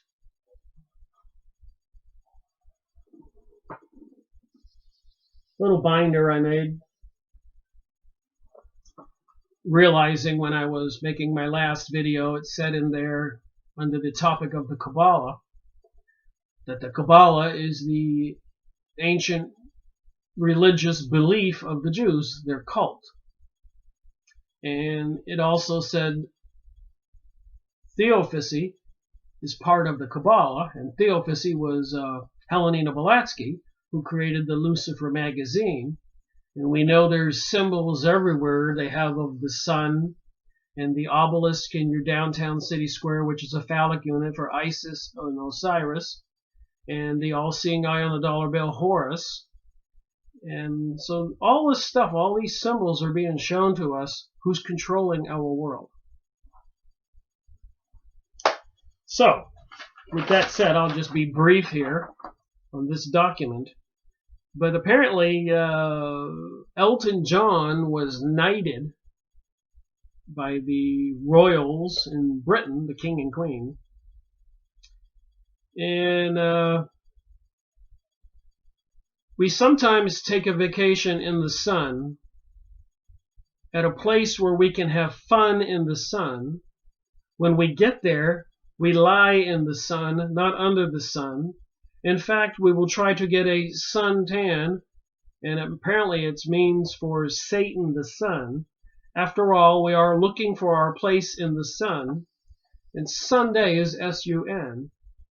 And if you wake up in the morning, apparently this is a sun god religion these people worship, something to do with Satan and Luciferianism, and the symbols are out there. Just thought I'd share what I was looking at. So you can imagine the sun comes up every day. hopefully.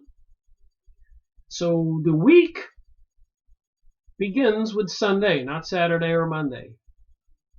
Sunday. That's the week. Each week rises for 7 days. God created the world in 6 days and rested on the seventh day. And one of the fourth commandment is we are to obey the Sabbath, the seventh day, which is Saturday. So the week starts with Sunday and the sun rises. And the second day, or god that they worship, is the moon, and Monday is the moon day. So anyways, here we got Elton John in this particular page here. Goodbye Yellow Brick Road, and it's has a picture of the sun. I'm just trying to make a point here that the symbolism is everywhere. In order to deceive us, Satan needs to subconsciously program humans with subliminal messages that instill us with positive associations of the sun, its color gold. In fact, one of the definitions the dictionary gives for soul, our sun, is alchemical gold, which is gold metal. So they have gold stars, gold halo, gold crowns paved with gold. Elton John's Yellow Brick Road. Part of gold, Holy Grail, Heart of Gold, Go for the Gold, Gold Record, and Golden Globe for the Oscars and the Emmys. They get Golden Globes. Get it? The sun. And are all gold statues awarded to the best actors and actresses are members of the Actors Guild. And on the happiest day of your life, when you get married, you give a gold wedding band. You have the golden rule. So just some of this stuff here. Esoteric societies speak about the golden mean ratio. You have golden arches at McDonald's, the Golden Gate Bridge. This is all going somewhere. In the fairy tales, you have King Midas, whose touch turned everything to gold. And of course, you have the muffler auto business called Midas. Give it the Midas touch, turns everything to gold. The goose that laid the golden egg, golden ticket at the Willy Wonka factory. Something is as good as gold. Silence is golden. Golden years. The happy Buddha is gold. This is Ra. Ra, a tribute that Satan counts on so he can give you a raw deal. Some of this stuff's funny people come up with. Anyways, the sun and occult beliefs of secret societies and the elite. And you can see pictures here. The club logo on a cocktail napkin. The Bohemian Grove where they throw a baby in the fire.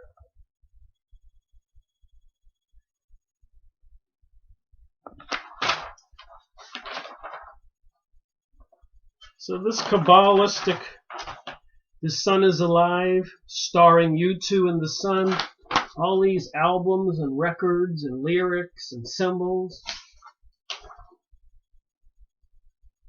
And then, of course, they talk about planet Nibiru coming towards us and going to cause the Earth to be destroyed. And I've gone over this book here, The Lost Star. Can't quite remember the number on the top of my head. Series 56. So anyways, apparently Earth has a sun, of course, and our sun is supposed to have a binary sun. And apparently they get close to each other every 3,600 years, according to what they're trying to get people to believe. And Walter Crittenden claims our sun is part of a binary star system with Sirius as its companion. He makes some strong points, and his book is interesting read. I made a video on his book, Series 56. The ancient Egyptians, and especially the Dogon tribe of Africa, have extensive myths surrounding Sirius. Occult teachers such as Madame Helena Blavatsky, that's this big binder I have that produced the Lucifer magazine and the Lucifer Publishing Company that is producing all of the New Age material. And of course, Prime Minister Sharon of Israel said, don't worry about the USA, we control the USA. So all this stuff that's intentional and all this occultic witchcraft thinking and believing in certain kinds of aliens and beings and galactic federation seems to be one huge deception. And apparently there are people who want revengeance on the whole world. So they are connected. Even 911 was symbolic, like the two columns in the Masonic Bible I showed you at the beginning of this video, or the two columns on the New Age Freemason magazines I showed you at the beginning of this video. 911, the two columns. So Helena Blavatsky also teach similar beliefs. Some researchers also say the Freemasons revere Sirius as the blazing star. Lucifer is known as the blazing star, the light bringer, and the galactic centers, Sagittarius, all-seeing eye, Scorpio. So I'm just trying to say there's so much symbolism out there. Documentation you can get.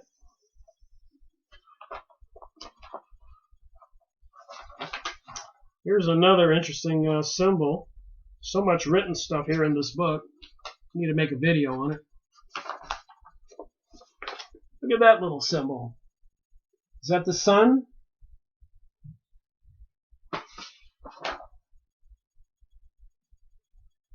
God smack.